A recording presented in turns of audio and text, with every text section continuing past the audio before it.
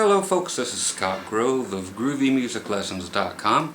I'm going to show you a little behind the bar bending today for your Dobro, your lap steels, what have you, in open G, so your standard Dobro tuning, which of course is just DBG, DBG, highest to lowest, D, B, G, then D, B, G again. Of course you can do this in C6 or any tuning you want. You'll be able to tell by doing these bends how far you need to bend them and when it's beyond it or not quite up to it. So if you need to do half step or full step bends, I'll show you the difference because this will require both also. Any extraneous noises you hear in here are 4 different humidifiers that go on, trying to keep all my instruments nice and moist out here in the desert. Okay, so let's just show you what I mean. A lot of people on YouTube or other videos just plain don't show this technique very well, you know, which is sad, but it is true, so that's why you get to see it from me today. Okay, and what this simply means is, like, say again, like I said, we are in open G and amplify. Okay, let's go to, let's just go to D up to the 7th fret, and let's just start on your high 3 strings. Okay, and I'm just using a pick for now. Okay, another thing that makes this very convincing is that I'm using a volume pedal. So this makes it sound a lot more like a pedal steel guitar. So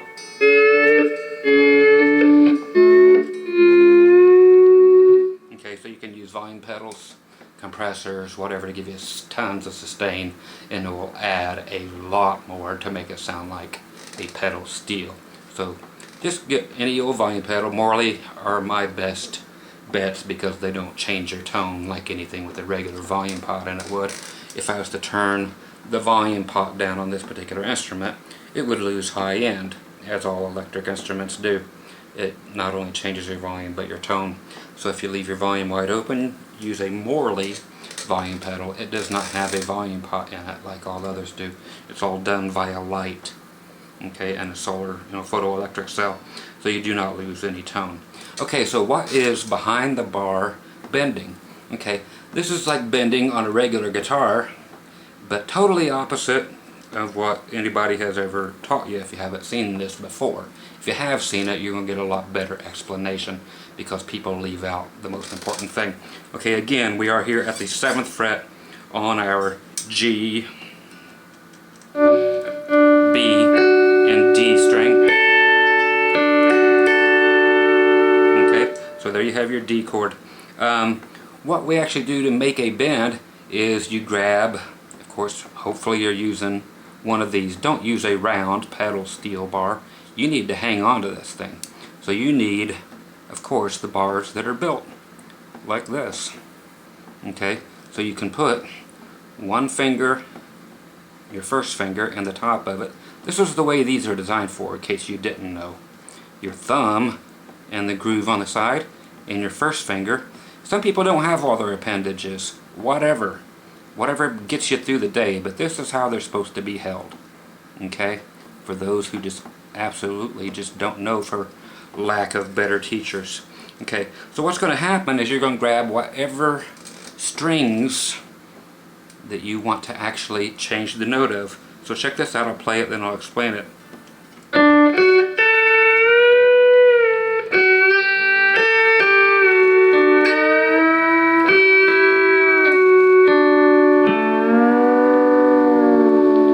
You can go on down, then all the way down to, okay.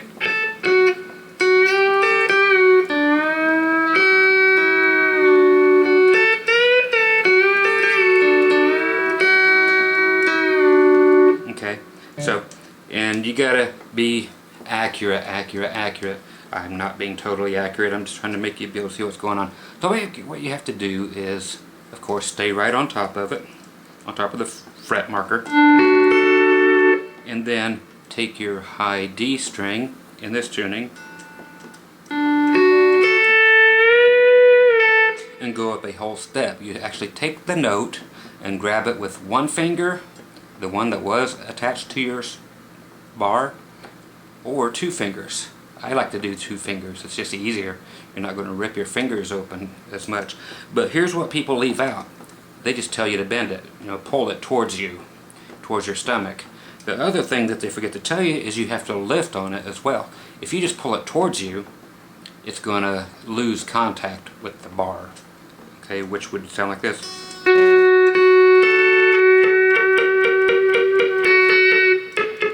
Because you're just pulling it towards you. Now if you pull it towards you and lift up, okay, so you're like trying to pull it off of the guitar, and do both at the same time. Pull it up. If I turn it this way, you can see it. See, I'm pulling it up. If my slide bar wasn't there, I'm pulling the strings off, away from the guitar.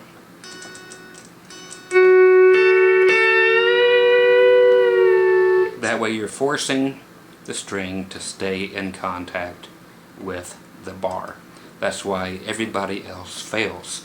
And that's where everybody else fails you as a teacher. Okay, so we're doing a whole step bend,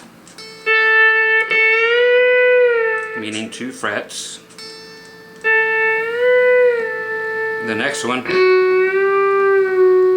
on your B string is only going to be a half step bend. Then on your G string, whole step. So we got whole step. Now your B string, half step. Now your G string, being that it's wound, if yours is wound, is a real monster to bend. So you're going to have to really want to use 2 fingers, or 3. If you have your pinky there, grab everything, and if it's a wound string, which more than likely it will be, whether it's Dobro or this, I will pick up the Dobro in a second, but it is a monster. But you'll either break the string or you'll successfully bend it, one of the two. Okay, now the next 3 strings are going to do exactly the same thing, since we have identical tuning being DBG, DBG. So you have whole step, half step, whole step. Remember, keep pulling them up towards the bar. Yeah, they have to stay in contact. Then when you're going back to the next D string,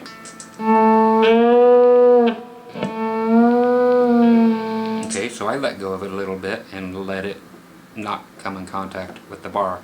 I lost contact, so I just pulled back instead of pulling up too. Now your B string, half step. Now here's where it gets weird. Okay, you really got to see how I'm pulling the bar way back here, because I know that this whole step on this low B string, it takes, well, just watch how far off the guitar I actually have to move the string. Okay.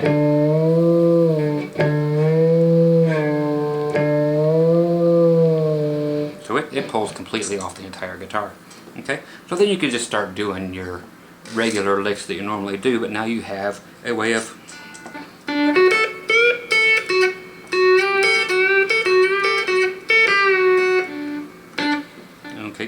pull it towards the ceiling again.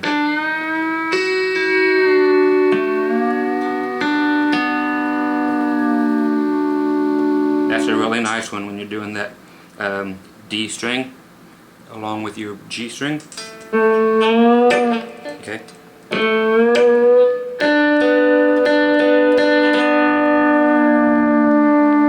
And again, to try to keep that pulled up against your bar.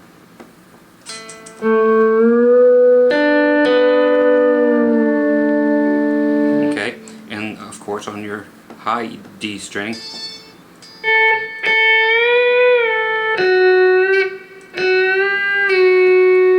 okay, those can both be moved at the same time if you put 2 fingers, one finger on each string, but then you have to move the D string up a whole step, which is very easy to do. If you keep these two fingers kind of like tied together in unison, naturally your D string moves further when you're pulling them both back at the same time and up at the same time. That D string moves further just automatically. It's just a wonderment of nature. So you can pull both of these strings back and up simultaneously, and you'll get them both to bend. So this one will bend up on the D string a whole step at the same time that your B string is only bending up a half step. Okay, so you've got some cool stuff going on. See?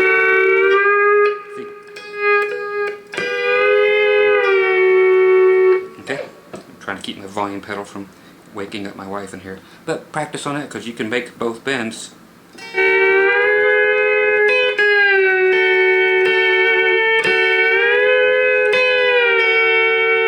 Okay, so like there you get to hear it. So no matter where you play, you have all these other bends you can do now. Okay, keep them pulling up.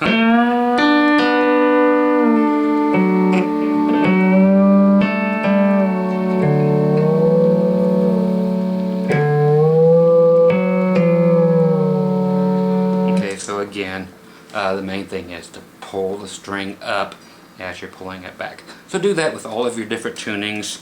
Take it all over the place. It will change, of course, because you have different string tension. I'm going all the way up to the 12th fret now.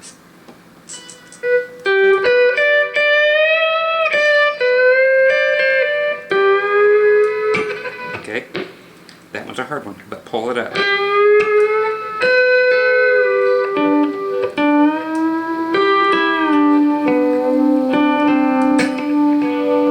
Okay, so again, I'm trying to be real quiet here, but do it all over the place, because your licks will come together, and in combination with your, if you do choose to use a volume pedal,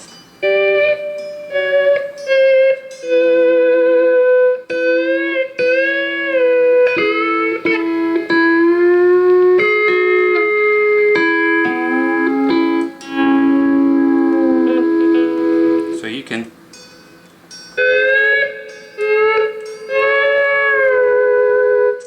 so you use a volume pedal, and it's really nice and cool.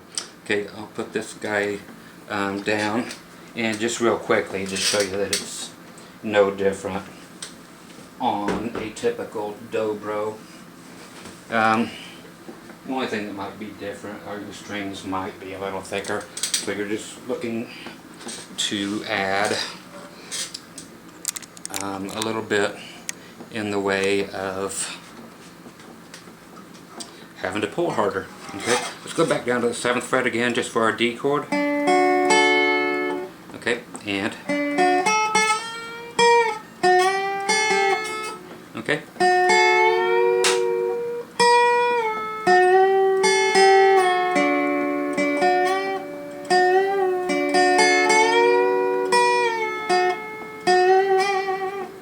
So you can just yank that thing all over the place. And just remember to keep a hold of it.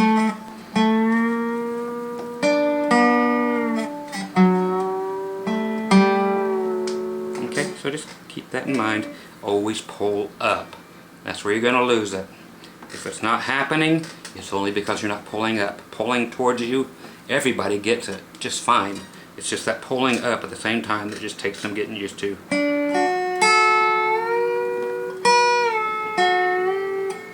Okay?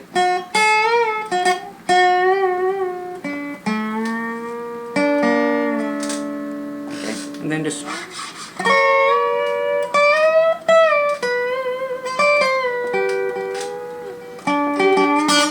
my fault. Okay. I'll get it myself in a little bit. There it is. Half step. Me again. Okay, so that's just it. Pull up. and towards you. Okay, once again, Scott Grove, Groovy Music Lessons, showing you something that has been shown a million times. I should pick this up more so I don't keep getting rustier and rustier. But hope you enjoy that. Come on over to the site, once again, groovymusiclessons.com. Come over for some free lessons on every kind of instrument you can imagine. And again, that's just some behind the bar bending stuff, but I mainly wanted to show you since I noticed on YouTube. But like I said, there's a lot of people that, you know, show that same thing, but everybody keeps saying my note does not sustain or it doesn't come out at all. And again, that's just because people forget to mention to pull up. Okay, so pull up. Okay, I'll talk to you guys later. Happy pecking. Bye-bye.